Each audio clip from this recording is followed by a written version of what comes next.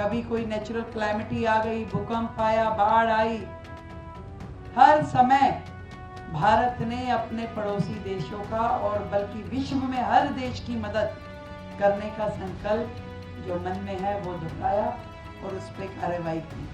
देश के प्रधानमंत्री जी का स्पष्ट विजन है कि वैसे तो हम किसी को छेड़ते नहीं, पर कोई हमें छेड़े तो हम उसे छोड़ते नहीं।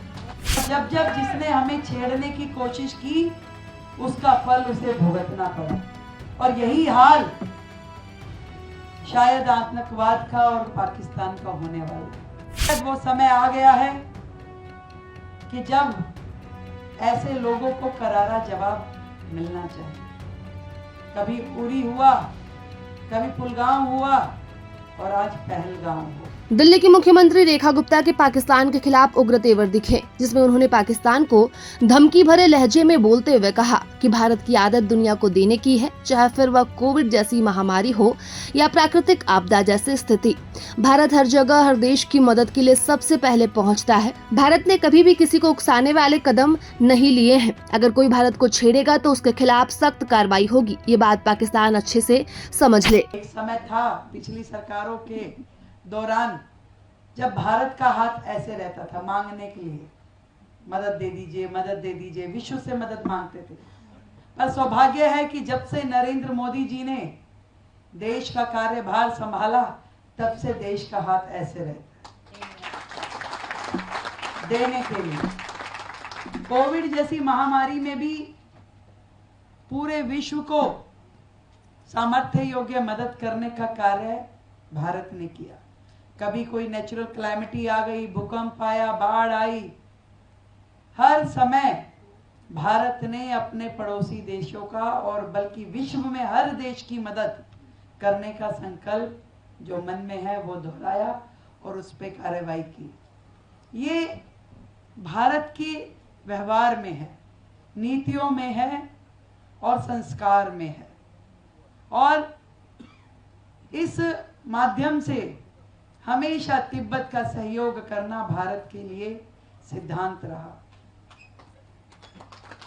तिब्बत बहुत डिटेल में पंकज जी ने बताया कैसे कैसे चीन ने तिब्बत के ऊपर अपना कब्जा जमाया, पर भारत ने हमेशा तिब्बत के साथ खड़े होकर कंधे से कंधा मिला के वहां के जितने नागरिक हमारे पास आए हमने शरण दी, उनकी रक्षा करी और हर लेवल पे मदद करी। भारत की नीतियों का यदि मैं कहूं, जो देश के प्रधानमंत्री जी का स्पष्ट विजन है कि वैसे तो हम किसी को छेड़ते नहीं, पर कोई हमें छेड़े तो हम उसे छोड़ते नहीं।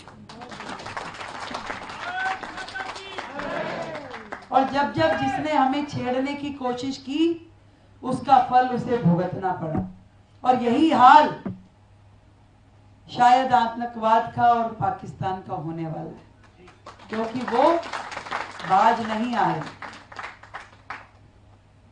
मुझे लगता है कि शायद वो समय आ गया है कि जब ऐसे लोगों को करारा जवाब मिलना चाहिए।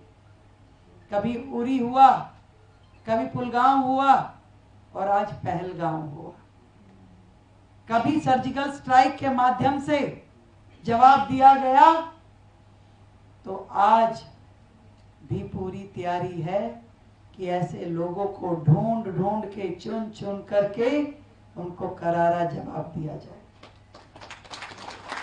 गर्व है मुझे देश के प्रधानमंत्री आदरणीय नरेंद्र मोदी जी पर, जो सच में भारतवर्ष के प्रधानमंत्री होने के नाते जिस शिद्दत के साथ देश के साथ खड़े रहते हैं, निर्णय लेने की क्षमताएं हैं, दुश्मन की आंख में आंख डाल के जवाब देने का सामर्थ्य रखते हैं, और पूरे विश्व में भारत की एक नई पहचान बनाने के लिए जिस तरीके से उनके द्वारा काम किए गए, आज पूरे के पूरे विश्व में भारत का सम्मान बढ़ा है। पूरे विश्व में जो अमेरिका पहले हमसे दूर खड़ा होता था, जो बाकी देश हमारे साथ छोड़ जाते थे, आज भारत के हर स्वर में वो स्वर मिला करके हमारी आवाज को बुलंद करते हैं। देश में आतंकवाद खत्म करने के लिए, देश में नक्सलवाद खत्म करने के लिए पूरी तरीके से पूरा विश्व आज भारत के साथ है। और इसी प्रकार से भारत भी उन सभी देशों के साथ है जहां पे उन्हें भारत की जरूरत है। मैं आज के इस दिन इस बात को पूरी तरीके से सभी को स्पष्ट कर देना चाहती हूं कि भारत अब वो भारत नहीं रहा जो एक समय हुआ करता था। जब कोई कुछ भी कह जाता था तो भारत अपनी सीमाएं छोड़ देता था, कब्जा करने देता था। आज 1 इंच भी भारत की जमीन पर कोई कदम नहीं रख सकता, इस बात का विश्वास पूरे देश की जनता।